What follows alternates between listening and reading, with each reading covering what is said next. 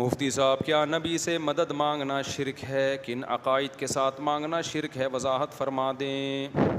ما فوق الاسباب مدد جب بھی کسی سے مانگی جائے گی تو یہ عمل شرک کہلائے گا، چاہے فرشتے سے مانگے، نبی سے مانگے، قبر سے مانگے، پتھر سے مانگے، برابر ہے۔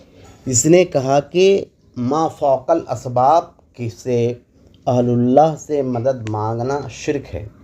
ما فوق الاسباب اس عمل کو کہتے ہیں جو بغیر توسل سے کیا جائے، یعنی اہل اللہ کے لیے یہ گمان رکھنا کہ وہ بغیر توسل سے میری مدد کرتے ہیں تو یہ شرک ہے، اور یہی تعریف مسلمانوں کی بھی ہے۔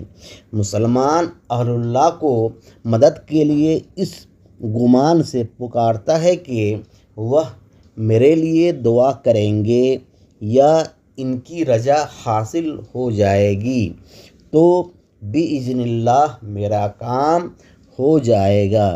یہ دعا اور رجا ما تحت الاسباب ہے، نہ کہ ما فوق الاسباب۔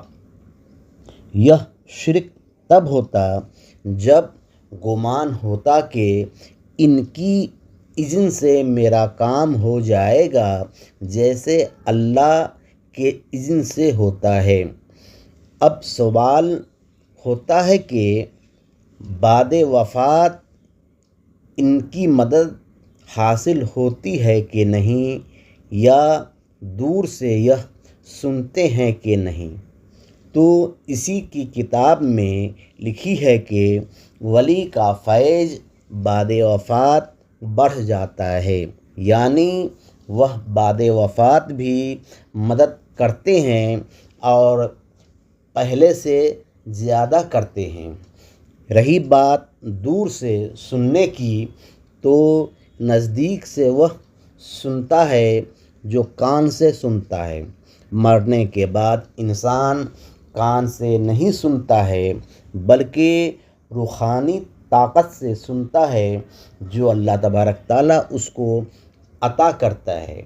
اسی لیے دور و نزدیک اس کے لیے برابر ہو جاتا ہے۔